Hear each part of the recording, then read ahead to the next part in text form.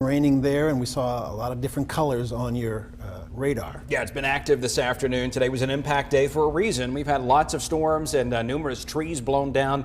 Even in the Birmingham metro area, some trees down close to McCalla, as well as around Alford Avenue in Hoover. The severe thunderstorm warning that was in effect in West Jefferson County has been trimmed down to the point now that it's essentially right on 459.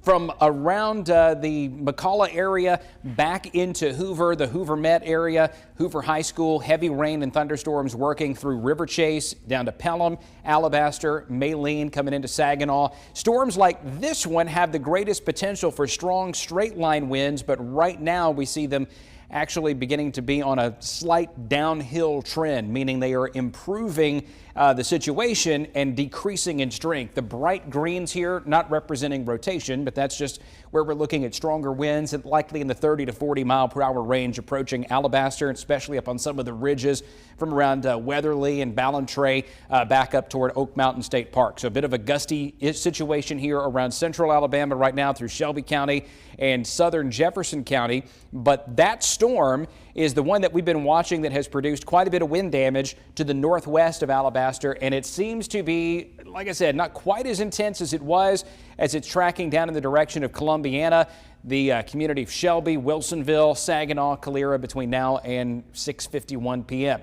The storms that were over Pickens County and Tuscaloosa County have weakened considerably, but now we're looking at storms that are firing farther south down through Bibb County, northern Hale County, and we have a severe thunderstorm warning in effect in Chilton County too.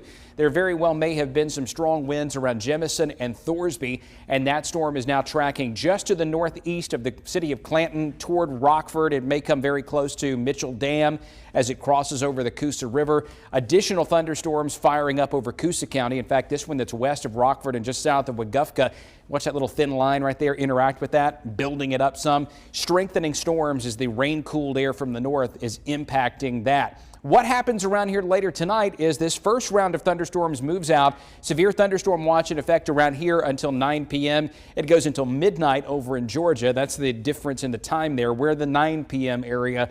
They're midnight just across the state line. Heavy storms tracking in. They are beginning to fade at the moment, but there's still plenty of untapped energy over here in eastern Mississippi. And as the upper air winds begin to ramp up some and come in from the west, we think additional thunderstorm development over here in Mississippi and west central Alabama occurs in the overnight hours, and that could lead to some flash flooding or maybe even a new severe thunderstorm or two that develops especially south of Birmingham through the overnight period. So here's a 3 a.m. snapshot. I think a lot of this is probably farther south than the forecast modeling is painting it. Remember, forecast models are not perfect representations of the future. They're just an idea based on current conditions, how things could play out. We like to show them because they can give us a good idea of where things are going to happen. But in this case, I think it may be off a bit, and the majority of the rain is going to end up being south of I-20 overnight. Drier air does come in tomorrow. It'll start making a bigger impact around here Sunday.